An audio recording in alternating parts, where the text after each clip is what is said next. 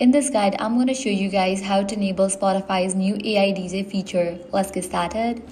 First, launch your Spotify app. Make sure you have already logged into your account.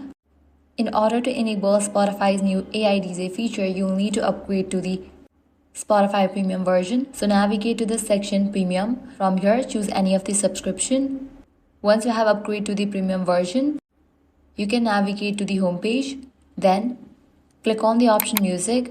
Scroll over here. You're gonna find this section of DJ. In case you cannot find that option over here, click on the search bar. Type in DJ and search for it.